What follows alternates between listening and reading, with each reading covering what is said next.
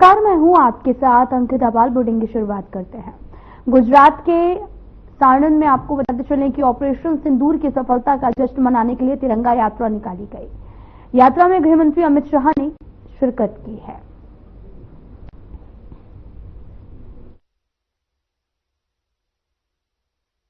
आपको दिखा रहे हैं जो कि साणंद से हैं, जहां पर गृह मंत्री अमित शाह यात्रा में शामिल हुए, हाथों में तिरंगा लिए तिरंगा यात्रा निकाली है। तस्वीरें आपको दिखा रहे हैं जहां पर बड़ी संख्या में लोग इकट्ठा हुए और इस दौरान उन्होंने सिंदूर लेकर अपनी मांग पर सिंदूर भी भरा। तस्वीरें भी आपको दिखा रहे हैं जो कि साणंद से हैं।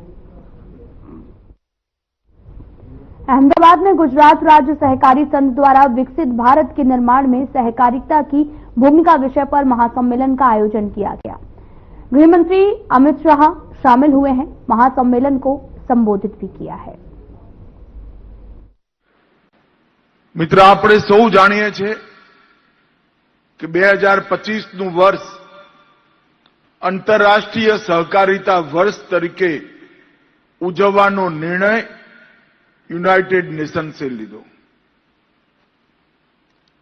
અને સહકારિતા સમગ્ર વિશ્વની અંદર આજે એટલી જ પ્રાસંગિક છે જેટલી 1900ની સાલમાં હતી અને એટલા માટે જ સહકારિતા વર્ષની શરૂઆત ભારતમાં કરવાનો નિર્ણય થયો, કારણ કે 2021થી મોદી સાહેબના નેતૃત્વમાં ભારતમાં સહકારી આંદોલનને પુનર્જીવિત કરવાનો એક બહુ મોટો પ્રયાસ અહીંયા થયો અને એનું અનુમોદન કરવા માટે ભારતની અંદર સહકારિતા વર્ષની શરૂઆત કરવાનો નિર્ણય કર્યો। દિલ્હીમાં કાર્યક્રમ થયો હતો, તમારામાંથી ઘણા બધા સહકારી આગેવાનો ઉપસ્થિત પણ હશે। દેશના વડાપ્રધાન નરેન્દ્રભાઈએ એ કાર્યક્રમનું ઉદ્ઘાટન કર્યું અને સહકારથી સમૃદ્ધિ અને વિકસિત ભારતમાં સહકારિતાની ભૂમિકા, એ બંને સૂત્રો એમને દેશના સહકારી નેતાઓની સામે રાખ્યા। એના અંતર્ગત જ આજે ગુજરાતની અંદર આ સહકારિતા સંમેલનનું આયોજન થયું છે। મિત્રો, આગળના વક્તાઓએ 21 થી લઈ 25 સુધી સહકારી ક્ષેત્રમાં જે બદલાવ થયા, જે પરિવર્તનો થયા, એની વાત તમારી સામે મૂકી છે। પરંતુ આ પરિવર્તનો નીચે સુધી ના પહોંચાડીએ, આ પરિવર્તનો પેક્સ અને પેક્સના મેમ્બર અને ખેડૂત સુધી ના પહોંચે તો આ પરિવર્તનો પણ સહકારી ક્ષેત્રને મજબૂત નહીં કરી શકે અને એટલા માટે આપણા માટે ખૂબ જરૂરી છે કે સહકારી સંસ્થાઓને જો આગળ વધારવી હોય તો ચાહે પેક્સ હોય, ચાહે સરાફી મંડળી હોય, ચાહે દૂધ મંડળી હોય, चाहे मत्स्य संपदानी मंडળી હોય કે હાઉસિંગ મંડળી હોય, દરેક પ્રકારની મંડળીની અંદર જાગૃતતા, સહકારનું પ્રશિક્ષણ અને પારદર્શિતા, આ ત્રણેય લાવવાનો પ્રયાસ આપણે કરવો પડે અને ભારત સરકારના સહકાર વિભાગે સહકારિતા વર્ષનું લક્ષ્ય એ જ રાખ્યું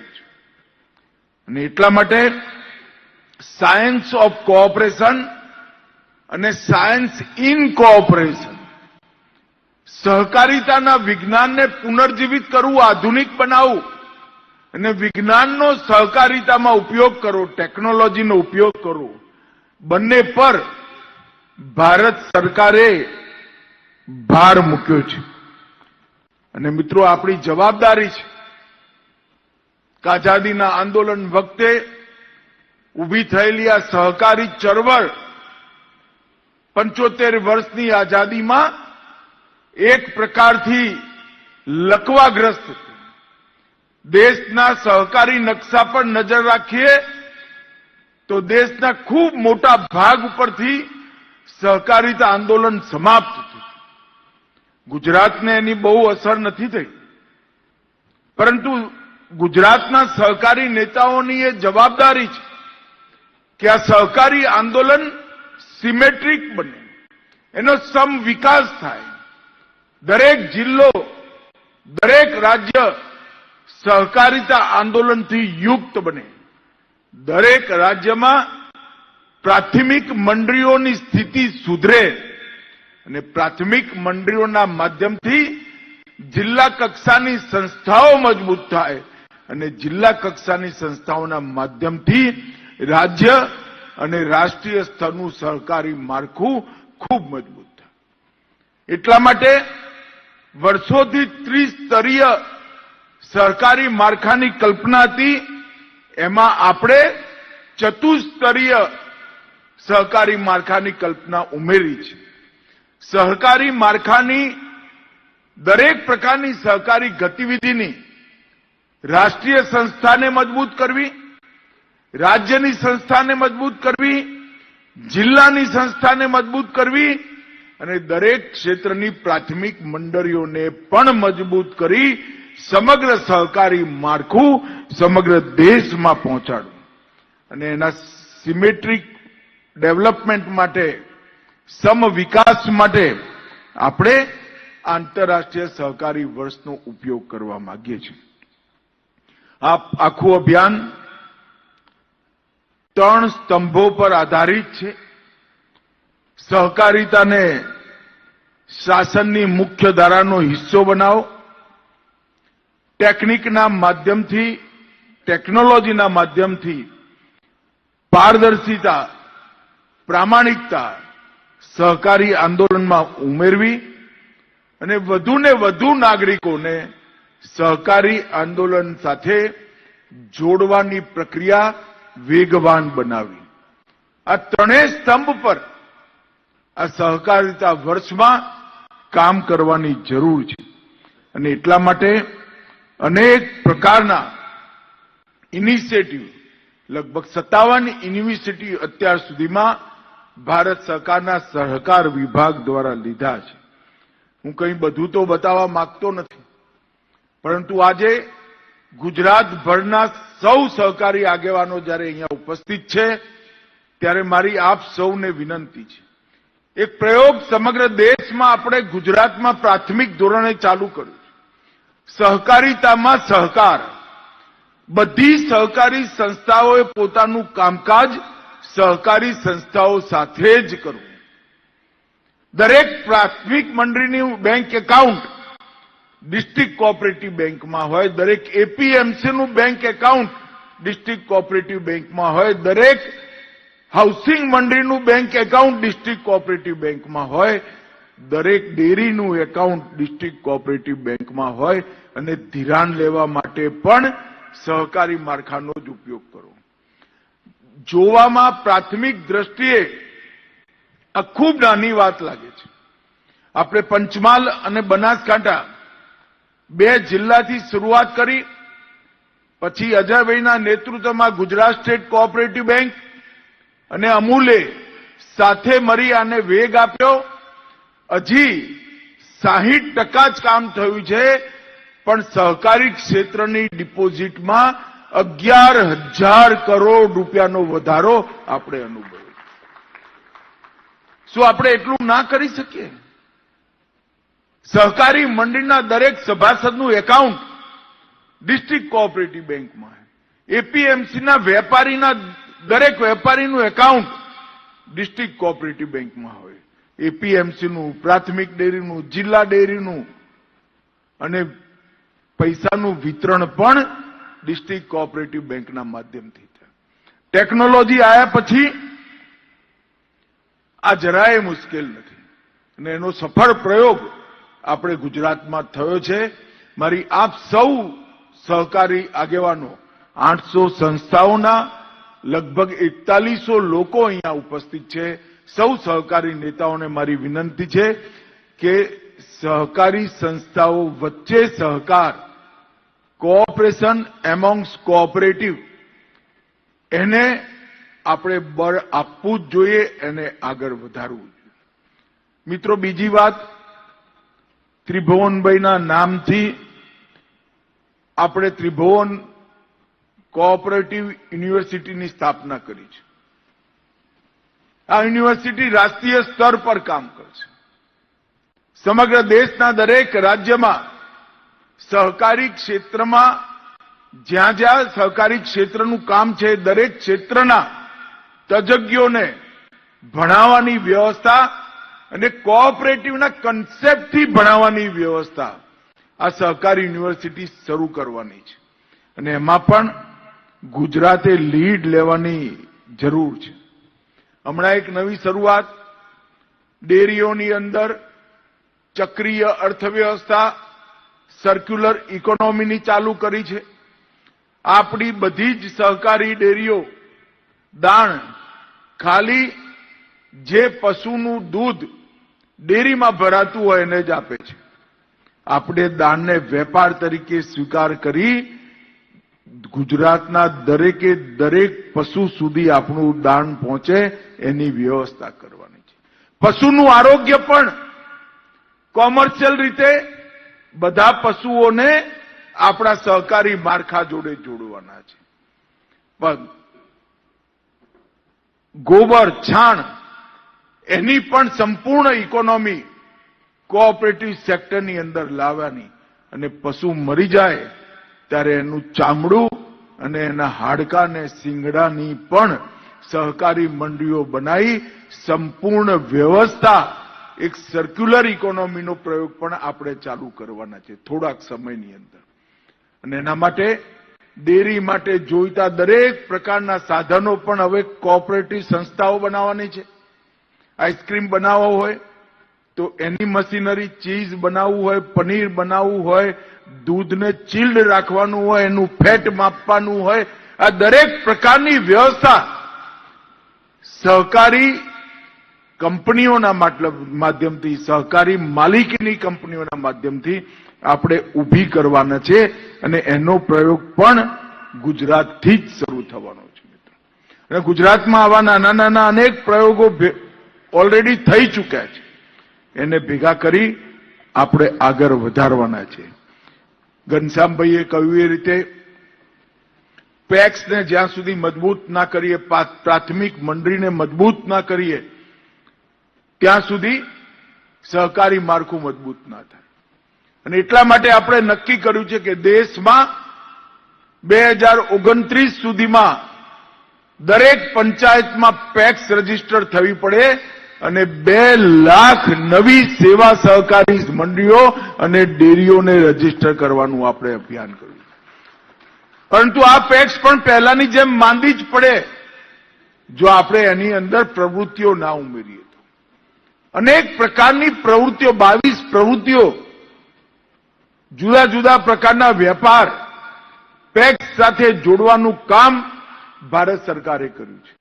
અને મને વિશ્વાસ છે કે આવનારા દિવસોમાં એક પણ પેક્સ જે રજીસ્ટર થઈ છે એ આર્થિક રૂપે બીમાર ન પડે એની વ્યવસ્થા આના માધ્યમથી થઈ જશે.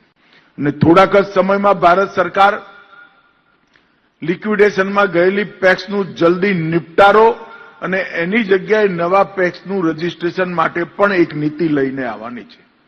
મિત્રો, સહકારી ક્ષેત્રમાં મોદી સાહેબના નેતૃત્વમાં અનેક પ્રકારની નવી શરૂઆતો જવા થઈ રહી છે. એ વખતે આંતરરાષ્ટ્રીય સહકારી વર્ષનો ઉપયોગ કરી સભાસદો સુધી જાગૃતતા પહોંચાડી પારદર્શિતા, નવા આયામો અને તજજ્ઞ ભરતી આ ત્રણેયનો ઉપયોગ કરી આપણે સહકારી માળખાને મજબૂત કરવાની જરૂરિયાત છે. આજે ઘનશ્યામભાઈએ સહકારિતા વર્ષનો કન્સેપ્ટ ક્લિયર કરવા માટે અહીંયા લગભગ 4000થી વધુ સહકારી આગેવાનોને બોલાયા છે. બપોરના સત્રમાં 57 ઇનિશિયેટિવ માટે પણ પૂરી સમજ આપવાની છે. આના પછી એક સત્રમાં પ્રાકૃતિક ખેતીની પણ સમજ આપવાની છે અને મને વિશ્વાસ છે કે આજે અહીંયા જે શિબિર થયો છે, જે કાર્યશાળા થવાની છે, સેમિનાર થવાનો છે, એમાંથી સારો સંદેશ લઈ આપ સૌ જિલ્લા કક્ષાએ જશો અને પછી એને પ્રાથમિક મંડળી સુધી પહોંચાડશો એનો મને વિશ્વાસ છે. ફરી એકવાર આપ સૌને સહકારિતા વર્ષની અનેક અનેક શુભકામનાઓ. वंदे मातरम. केंद्रीय गृह मंत्री अमित शाह ने गांधीनगर में 708 करोड़ रुपए की लागत के कई विकास कार्यों का उद्घाटन और शिलान्यास किया है. साथ ही इस मौके पर डाक विभाग के लाभ वितरण का कार्यक्रम भी किया गया. कार्यक्रम को केंद्रीय गृह मंत्री अमित शाह ने संबोधित किया. गांधीनगर म्युनिसिपल कॉर्पोरेशन द्वारा 200 કરોડની 30 પરિયોજનાઓ એનું લોકાર્પણ, 353 કરોડની 38 પરિયોજનાઓ એનું ખાતમુહૂર્ત, ઘોડાની 7 પરિયોજનાઓનું 108 કરોડની પરિયોજનાઓનું લોકાર્પણ અને ગાંધીનગર જિલ્લા પ્રશાસનની 7 પરિયોજના જે લગભગ 60 કરોડ રૂપિયાની છે, કુલ મળી 707 કરોડના કામો આજે અહીંયા જન સુવિધા માટે ચાલુ કરવાનો કાર્યક્રમ છે.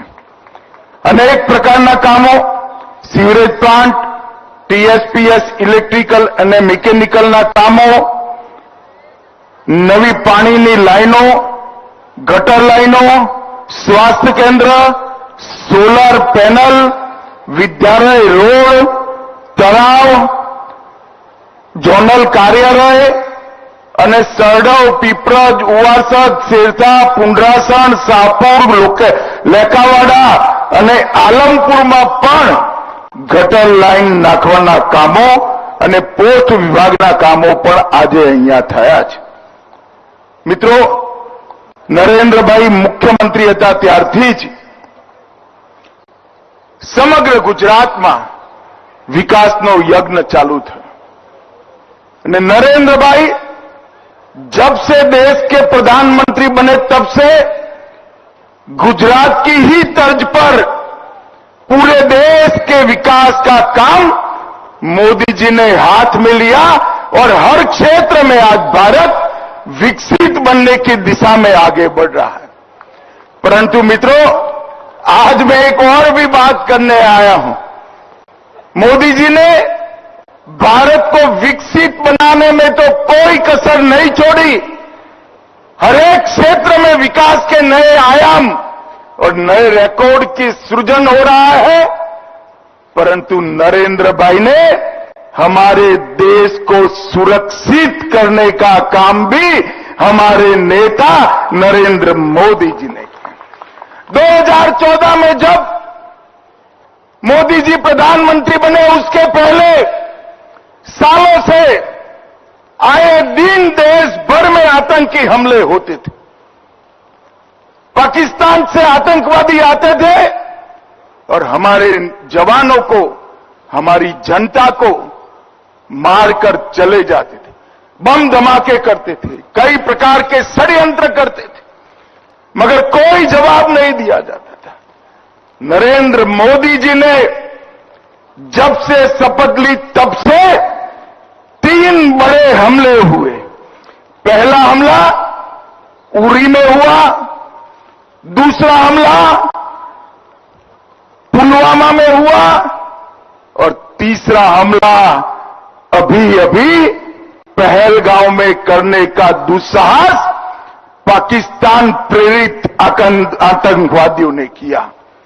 मगर मित्रों, मोदी जी ने हर हमले का जवाब इतनी मक्कमता से दिया है कि आज पूरी दुनिया आश्चर्यचकित होकर देख रही है और पाकिस्तान भयभीत होकर उसका अनुभव कर रहा है.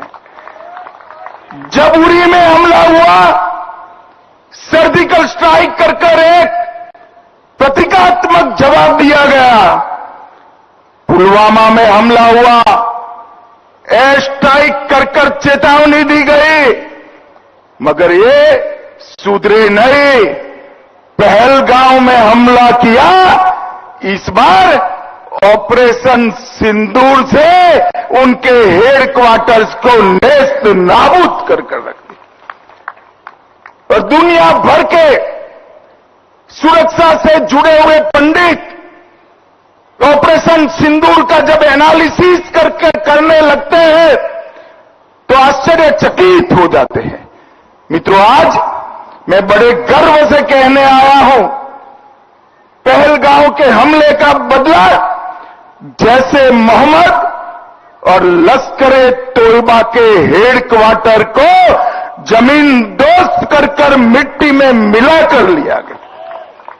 पाकिस्तानी आतंकवादियों ने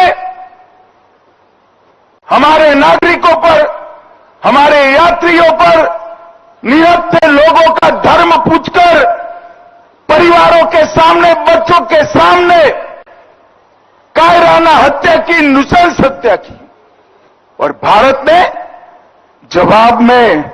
जवाब तो जरूर दिया, मगर जवाब भी भारत के संस्कार के हिसाब से दिया। हमने जैसे मोहम्मद और लश्कर-ए तोयबा के हेडक्वार्टर उड़ा दिए और 9 ऐसे ठिकाने जहां आतंकवादी तैयार किए जाते थे, ट्रेन किए जाते थे, हथियार छिपाए जाते थे, भारत में घुसाने का कैंप बना था, उसको ध्वस्त करने का काम भारत की वीर सेना ने किया। और पीओके में मुजफ्फराबाद, कोटली, भावलपुर, मुरीद के पाकिस्तान की सीमा में 100 किलोमीटर अंदर जाकर हमारी सेना ने आतंकवादियों को जवाब देने का काम किया है। 100 किलोमीटर अंदर कई सारे अंतर्राष्ट्रीय आतंकी घटनाओं के सरगना सियालकोट कैंप और कई सारे कैंपों में छिपे बैठे थे, वो सबको हमारे बम के धमाकों की गूंज ने स्पष्ट संदेश भेजा है कि भारत की जनता के साथ अगर किसी भी प्रकार का दुर्व्यवहार किया गया, आतंकी घटना की गई, तो उसका जवाब दुगने जोश के साथ दिया जाएगा।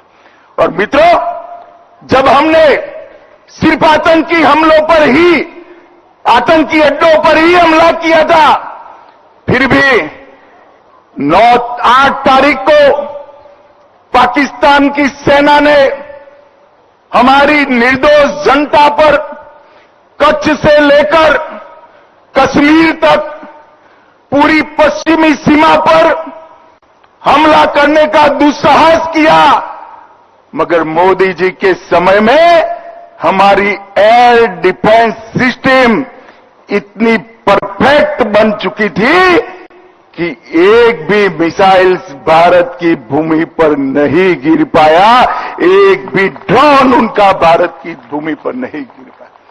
100 से ज्यादा दुर्दांत आतंकवादियों को समाप्त करने के बाद जब एक भी हमला भारत को नुकसान पहुंचाने के में सफल नहीं हुआ, पाकिस्तान की सेना अभी सोचती ही थी।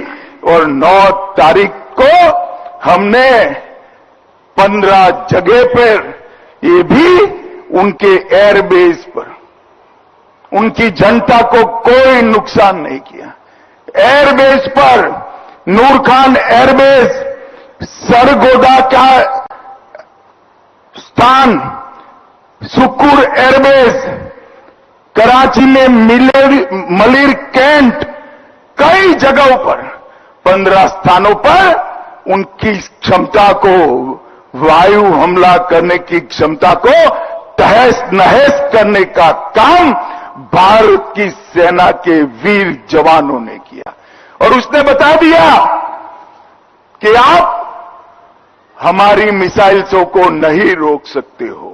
मित्रों, और आज पूरा दुनिया के लोग जब इसका एनालिसिस कर रहे हैं, भारत की सेना के सामर्थ्य को आश्चर्यचकित और आनंदित होकर देख रहे हैं।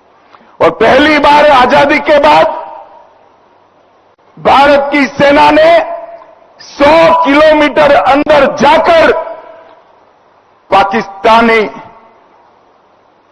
कैंप्स, आतंकवादियों के कैंप्स को ध्वस्त करने का काम किया।